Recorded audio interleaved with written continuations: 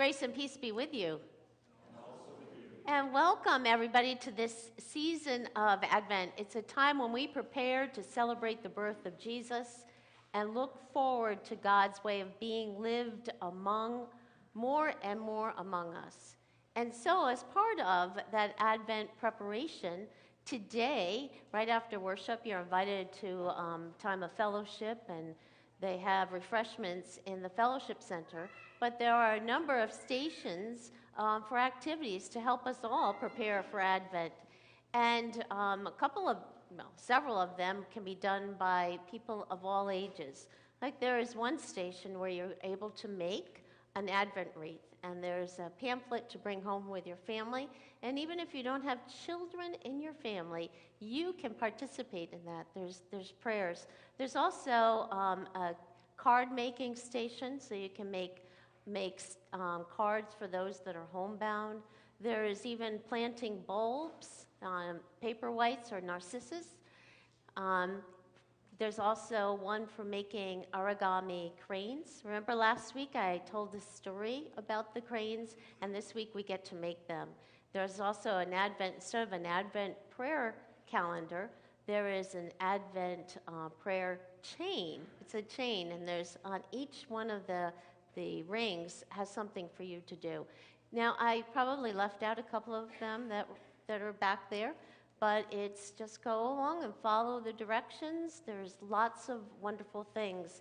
And then as a follow-up from that, Pat Jans, after many years of decorating, and great thanks to her and to Becky for many years of decorating, have given the opportunity for others to decorate, and members of the Staff Parish Relations Committee volunteered to do some of the decorating as we make this place look like we're preparing for Christmas.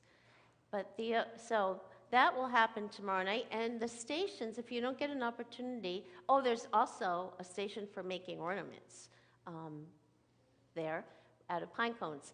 And so if you don't have an opportunity today, there's an opportunity tomorrow night. And it starts off tomorrow night with a soup supper.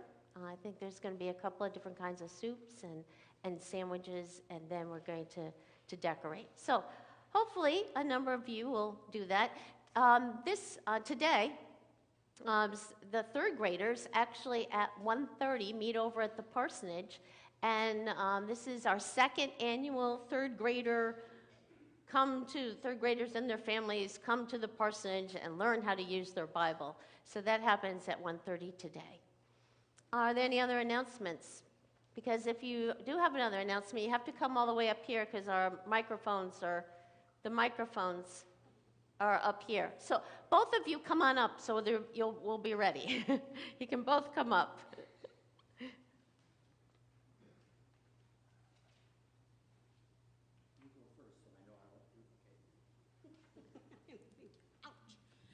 Good morning. I just want to let everybody know that in the Fellowship Center, we have two families that we have adopted for the Christmas season.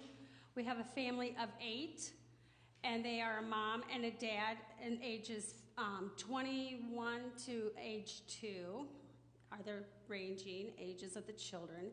And then we have a mother and a 12-year-old daughter. They are in the Fellowship Center. You can take tags, sign your name by the highlighted number that is corresponds with the tag that you take and on the sheet. Everything's color coordinated. One family is red, one family is green. That way we don't get them mixed up.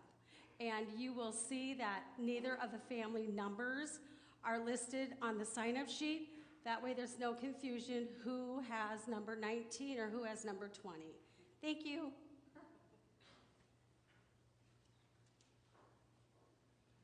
Good morning. Those of you who contribute to various nonprofit organizations online are aware of Giving Tuesday. For some organizations, that was last Tuesday. For some of them, it's next Tuesday. But anyway, there's a special effort to get online contributions at this time of year, and I would like to plug 2 of them. One of them is Women at the Well, which is the United Methodist prison congregation inside Mitchellville Correctional Institution for women. and you're aware of it because Pastor Lee Schott preached here. The other one I'd like to plug is Justice for Our Neighbors, which is a United Methodist organization providing free immigration legal counsel for immigrants and refugees. We're hearing a lot about that subject right now. Let me say something about refugees.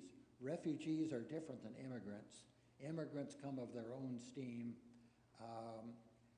Refugees are driven by something.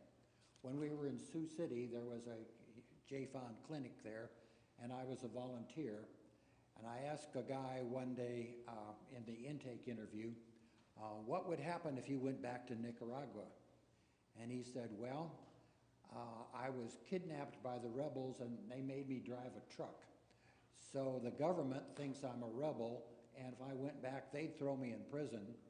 But I ran away from the rebels and walked across Mexico to get to the U.S. So the rebels think I'm a deserter, and if they caught me, they'd shoot me.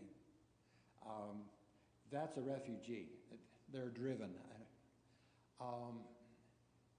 Refugees have a tremendous amount of paperwork that they have to fill out.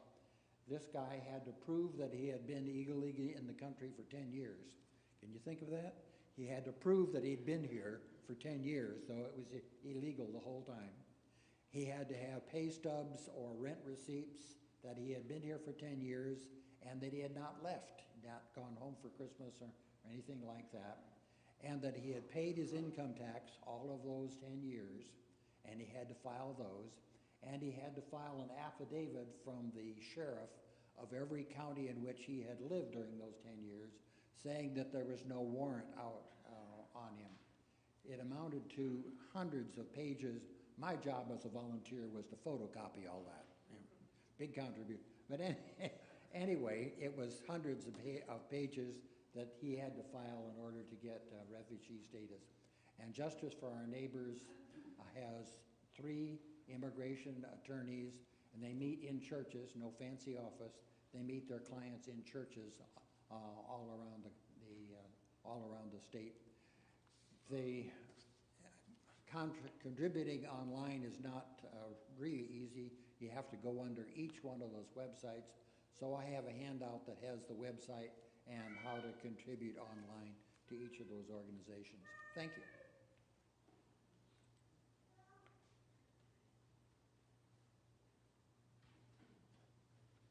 Today is United Methodist Student Day, and today we have a short video about United Methodist Student Day. We all know what it's like to dream, to want to contribute a verse, shape the future, or make the world a better place. But the dreams God plants in each of us don't just grow on their own. They need to be watered with love and support in order to thrive.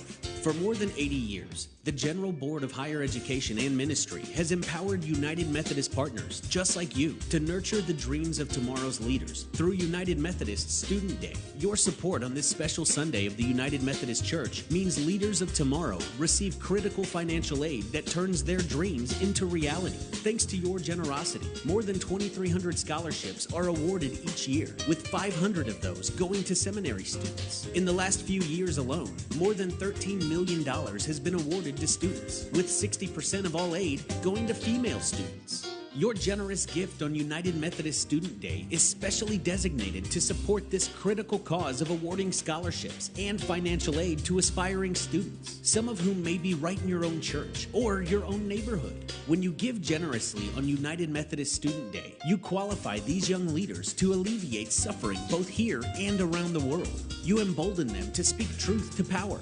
You equip them to free the oppressed. You liberate them from crushing debt. Most importantly, you empower the dreams that will change the world through faithful service for Christ. Give generously to the United Methodist Student Day offering. Support a dream for tomorrow and shape the future today. We all know what it's like to dream, to want to contribute a verse, shape the future.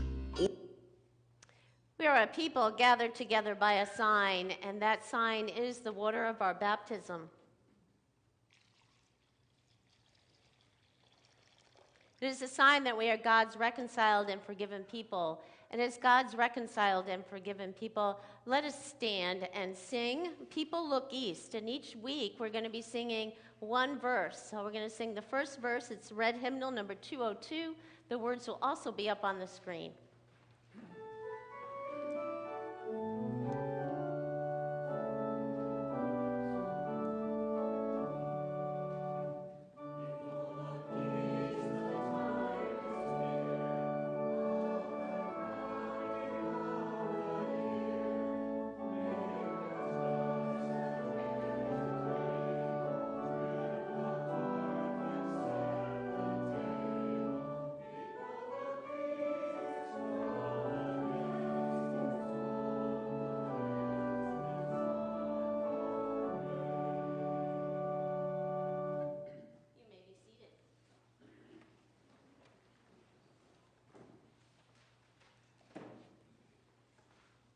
In the beginning, before time began, when there was nothing at all, God spoke into nothing and created our world and all the life and beauty around us. When everything had been made, God did not stop speaking, for God loves us. And so God speaks to us all the time. Through the years, God has sent prophets, men and women who call us to hear what God is saying. Draw close and hear their words. Shalom. Peace be with you. My name is Jeremiah, and I am a prophet. God called to me many years ago. I live in a harsh and frightening time. A mighty army is approaching our country, and soon nothing will be left. Everything we know, our whole way of life has been taken from us. But we will not despair, for even in these times God has spoken words of hope. All through history, people have walked eagerly for peace, hope, joy, and love, just as you do now. And we have known and trusted that God works with us to make these things happen. How we long for that day when peace and love will rule all in the earth. How long will it be? We don't know. But how can you be so sure? Because God said so. What do you do while you wait? We journey with God and we watch. Get ready. The reign of God is coming. Hello, my name is John. Some people call me John the Baptizer. God's words burn in my heart, and I cannot keep them inside. It's time to get ready, to prepare the way of God in our world. Get ready. But how do we prepare? How can we get ready? What can we do? Help others. Share what you have. Be honest, and be content with what you have. Get ready. The way of God is coming. Greetings. I am Mary, and God has called to me. I am to have a baby. Like mothers all over the world, I am waiting for the day when I shall hold my child in my arms. This is not just any baby, though. I have been chosen to bear a child who will bring God's love, God's way, and God's peace to the world. Why should God choose me? I am only a poor girl from a small place. Surely such a leader should be born into a powerful and rich family. What does it mean? It feels as if everything has been turned upside down. I will sing a song of joy. What has happened to me will never be forgotten. Look at what God has done. The poor and ordinary people have been honored, and the rich and powerful will no longer be first in line. Everything has changed. God's reign is breaking into our lives. Are you ready? Will you let your lives be transformed by God? Look carefully at the life of my child, who will show you the way. Get ready. Prepare the way for the reign of God. Peace be with you. I am Tom Brandt, and God has called me today I have been chosen to pass on God's message. We live the in-between times. We look back as we prepare to celebrate Jesus' birth. We look forward as we wait and long for God's shalom, peace, healing, harmony, wholeness to come in its fullness. As we wait, we are called to get ready. How can we do this here in our community? We prepare to do this when we, like Jeremiah, wait and trust God, even when it looks as if God's way will never come. Never let go of that dream. It comes from God. We get ready as we accept Mary's challenge to look at Jesus and let our lives be transformed by his words and life. We get ready as we move with God's Spirit and let our lives be changed from the inside out. We prepare the way of God as we join with John and tell everyone that God's realm is here now. We can do that by the way we love, just like John said. Then God's light shines in and through us. The world around us will be changed. Remember, we do not have to do this by ourselves. God is with us. Get ready. The way of God is here.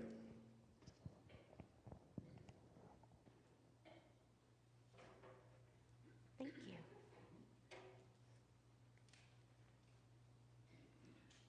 I invite the children to join me.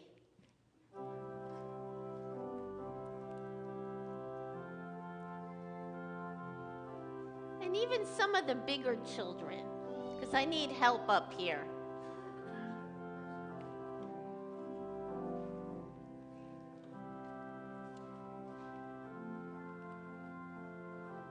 Awesome. Come on.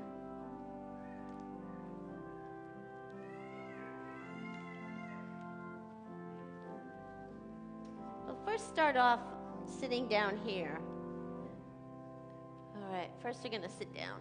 All right, first we'll sit. All right, we'll talk a little bit about things before we do them. Oh, hi, William. Hi, how are you? Okay, do you notice something different here today from if you were here last week? Is there something different that you notice?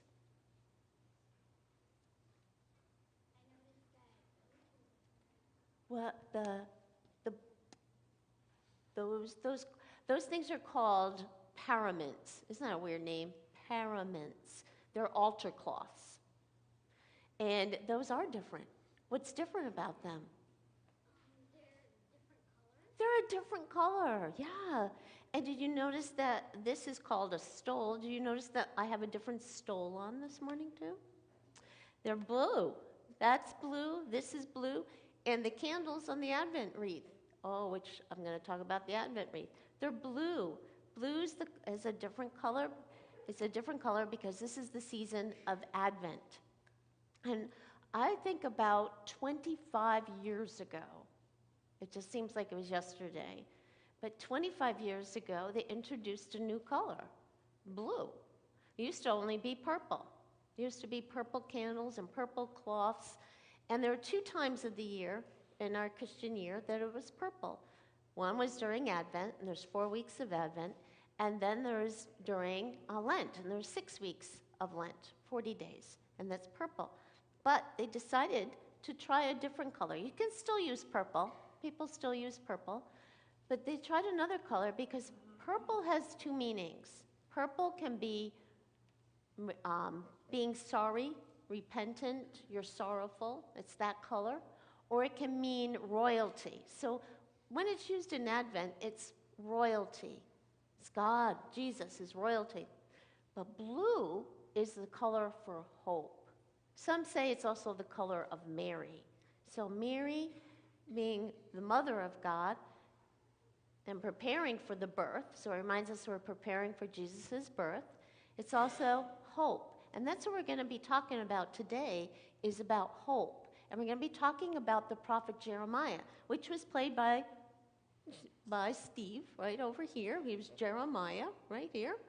And Jeremiah was one of the prophets that brought a word of hope to the people.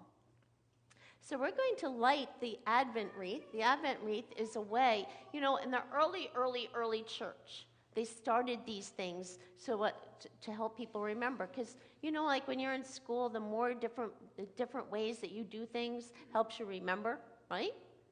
Okay, so by lighting a candle each week, we light candle 1, reminds us that we're in the first week of Advent, and we're going to do things during this first week of Advent. So up on the screen, when we get to it, there's going to be a part for the children to read and a part for the adults to read. So if you're younger than me, then you'd have to know how old I am. The children, you'll read the part where it says children, and all of the adults will read the adult part. So we're going to, just the folks right here are going to stand. The children and I are going to stand, and we're going to read our parts. Okay, so adults, please join with me. As we begin the Advent season, we are aware that much of the world is already preparing to celebrate Christmas. People are buying gifts, making plans, and decorating their homes. In the church, we have the season of Advent to help prepare our hearts to celebrate once again that Jesus comes to be among us. In our waiting, we are filled with hope that God's promises, made long ago, will continue to come true in our lives. And so we light the first Advent candle and remind ourselves of the journey to Christmas that we undertake together. Okay, and I'm going to light the Advent candle from here, from this the Paschal candle that we lit on Easter Sunday. And I will light the first candle of our Advent wreath.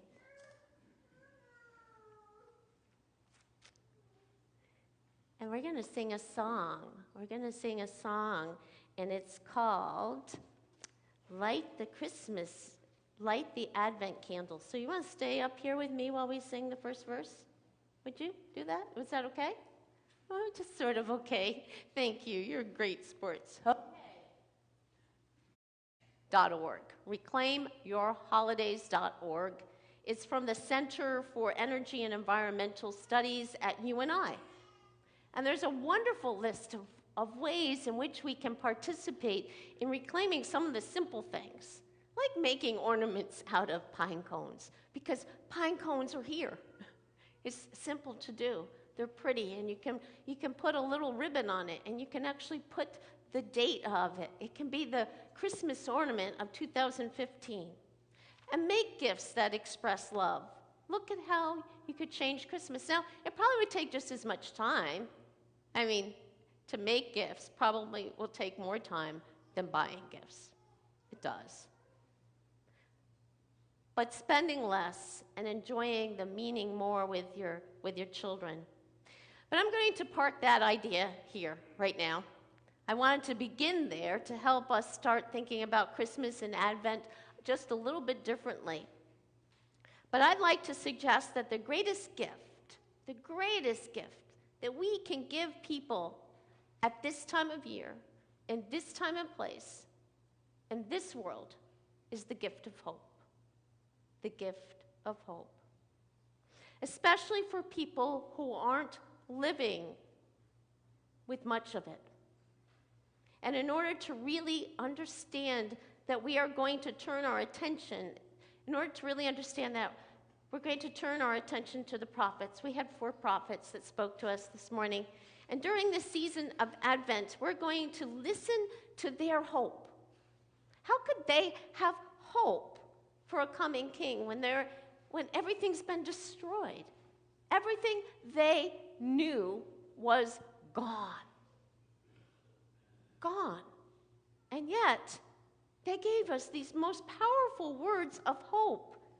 They spoke about a people being restored, a people who would offer hope. So this week, you have a Advent devotional. It's blue like Advent. And there's a devotion for every day that comes from the prophets. I'd like to teach you or to talk this morning about 4 things about prophets. What are prophets? Well, in the Christian Bible, we have, in the Hebrew scriptures, in the Old Testament, we have the Torah. You can remember this from when we did the Making Sense of the Bible study a year ago. The Torah, the writings, wisdom, and then we have the prophets. Well, prophets are spokespersons that lived between 800 and 500 BCE. They talked about, and there were 2 kingdoms. There was the northern kingdom of Israel and the southern kingdom of Judah. And there's 4 primary things that the prophets did. They were primarily about changing the present, not about seeing into the future. They only projected a future outcome to affect the people now, in their present time. So in other words, they would say, if you don't change, these things will happen. So repent and change. Change now so these things don't happen. They didn't know for sure that those things were going to happen, but you can pretty sure that if you stand in front of on a train track and the train's coming, you're going to get hit by the train.